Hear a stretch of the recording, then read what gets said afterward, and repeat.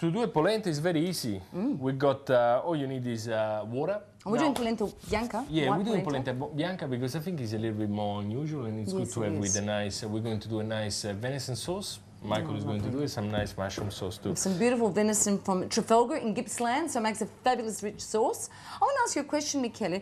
When you've got the water boiling there, do you normally put oil in it? Yes. You do? I was going to do that. I was going to add a little bit of a pinch of salt in the water. Okay, so a nice drizzle of olive oil, better if it's a good one, of course. Always for the extra virgin olive oil.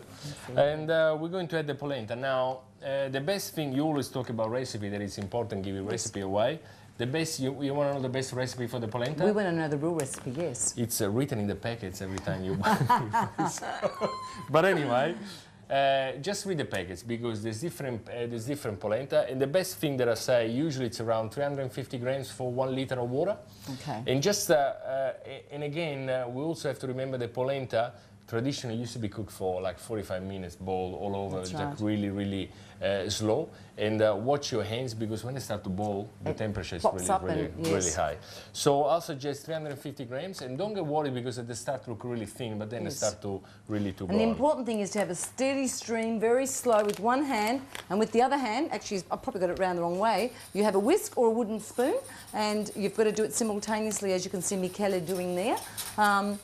It's just quick wrist action work, and I suppose you'll get to understand your consistency once it becomes harder to turn. Is that right, Michele?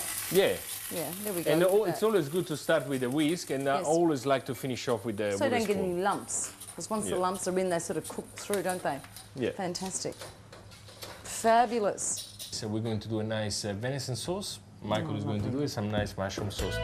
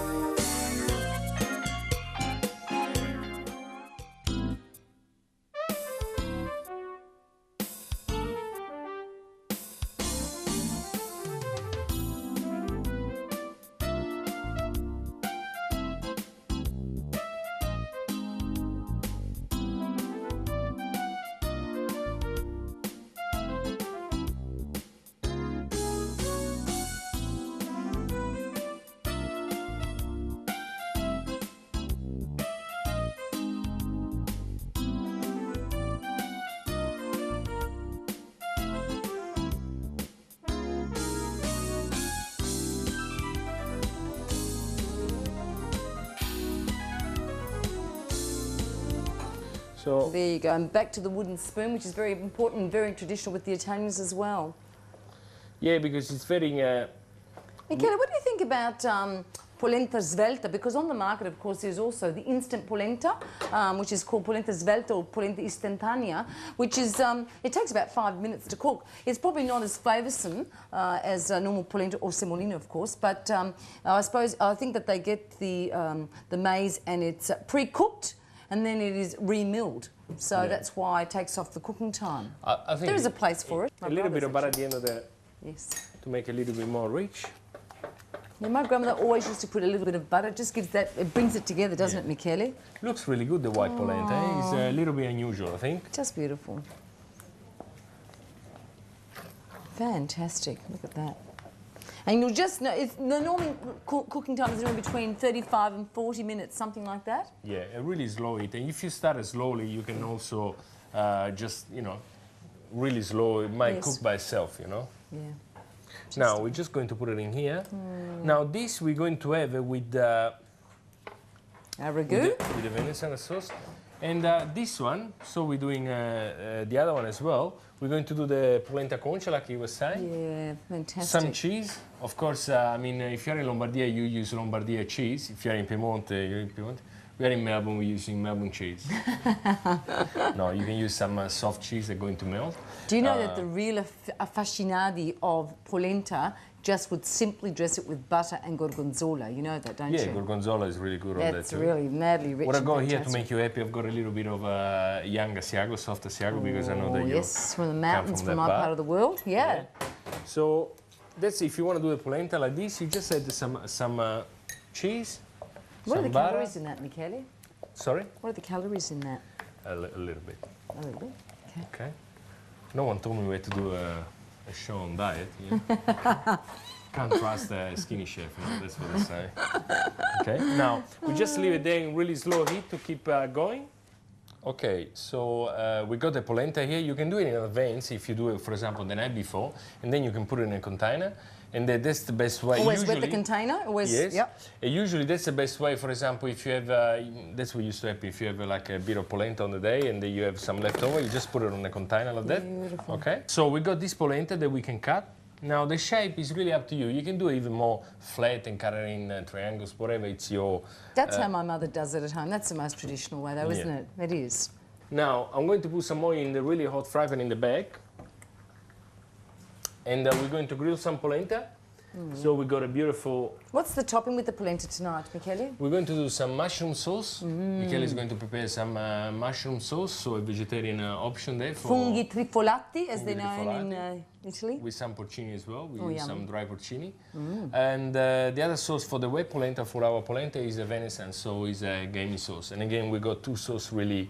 You know, with the with venison flavours. sauce, do we always have a tomato and red wine base to give it the thickness and richness? Yeah, most of the time with all game, you always ended up having a lot of red wine for the flavor, and tomato as well. You can do without, but in many recipes in the north, there's no... in some part of the north, there's not much use of tomato. Used to be. What about the bacala, the salted, the beautiful stockfish, salted codfish in that the goes south? really well with Fantastic, polenta because absolutely. it's full of flavour. Yes, or sausages, luganega, as they know it in Yeah. northern Italy as well. That's So fantastic. I'm just going to put this. The fry pan is really hot. Beautiful. Now the secret is, of course, don't go and start touching the polenta straight away. Just leave it there till you get a nice crust for, you know. Absolutely. So you don't swivel it around in the pan, just let it sit there. Fantastic. If there's someone that you don't like around your house, just get him to do it because most of the time you burn your hands by doing that. Okay?